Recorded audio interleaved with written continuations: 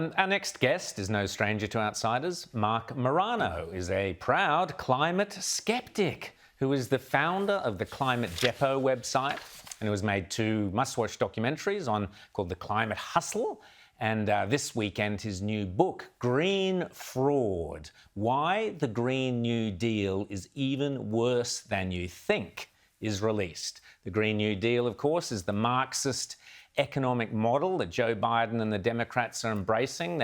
We've heard about it talked here as well by the Greens, and even Turnbull, I think, was touting the Green New Deal as a new sort of sustainable capitalism.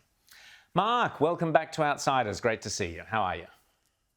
Thank you so much, Rowan. I'm happy to be here. Appreciate it.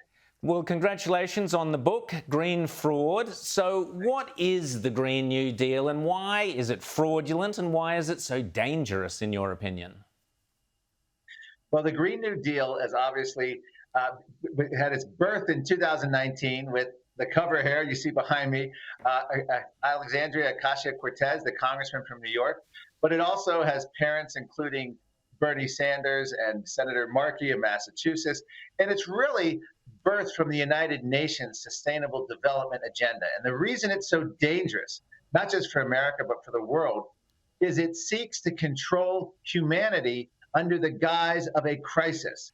And why that's the reason the title says it's worse than you think is because we're ostensibly coming out of long-term COVID lockdowns. The climate activists want to strike extra fast and essentially implement a Green New Deal style lockdown on the world. President Biden right now is being urged by people like Senator Chuck Schumer in New York to declare a national climate emergency and suspend democracy. It sounds awfully lot like the COVID emergency that was declared in around the world. Rita. Relationship between identity politics and some of this climate change activism and policies. Is there a relationship? Are we reading too much into it? I have a whole chapter in the book just on identity politics, how identity politics has invaded the climate change debate. We have now NASA's lead global warming scientists, heads of divisions, who are supposed to be doing the hard science, in charge of the science and temperature data of global warming, coming out and basically saying that climate change is caused by white supremacy.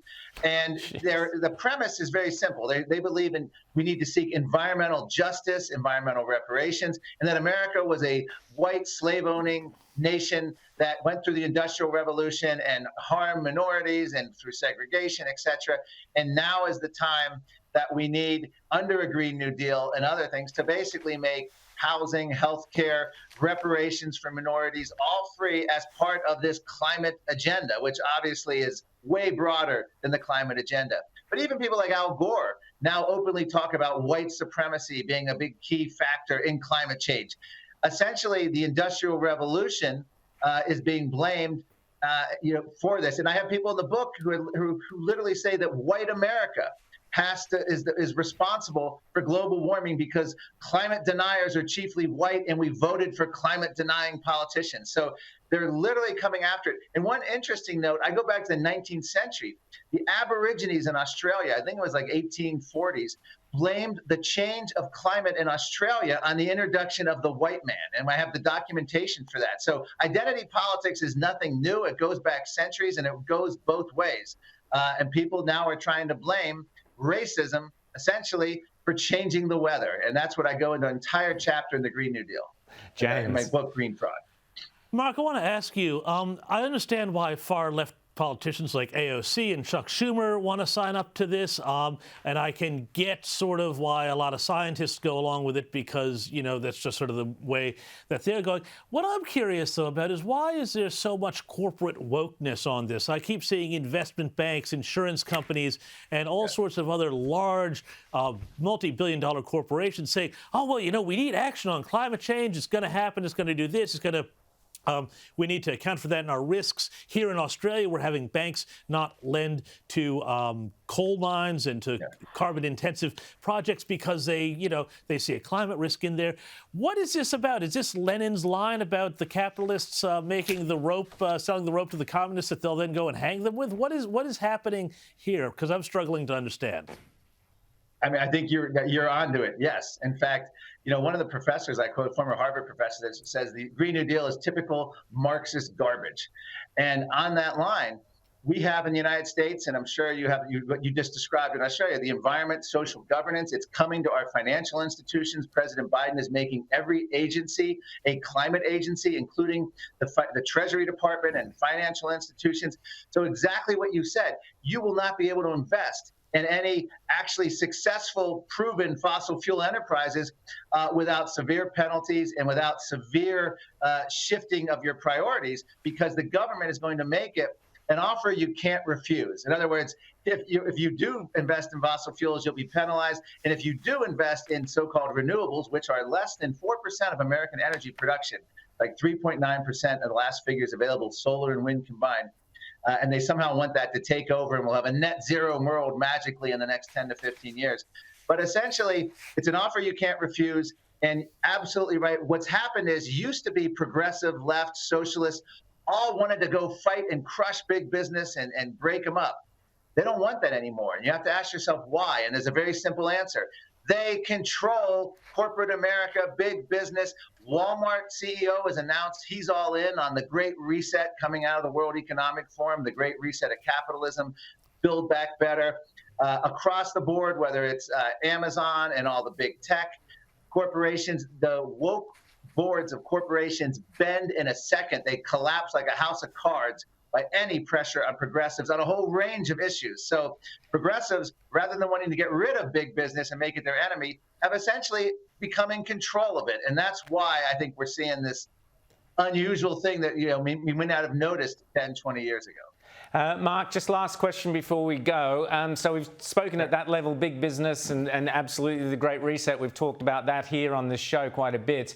Yes. But what are the ways in which the Green New Deal, if imposed, actually impacts people's everyday lives? Because people go, oh, yeah, well, so what? If we have a cleaner economy, surely that's a good thing. Yes. How does it actually affect mums and dads and the small businesses?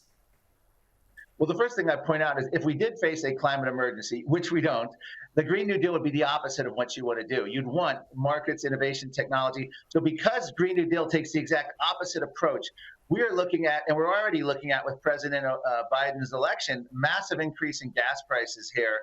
I paid $70 to fill up an SUV recently. I mean, these are the most I can remember in decades at this point.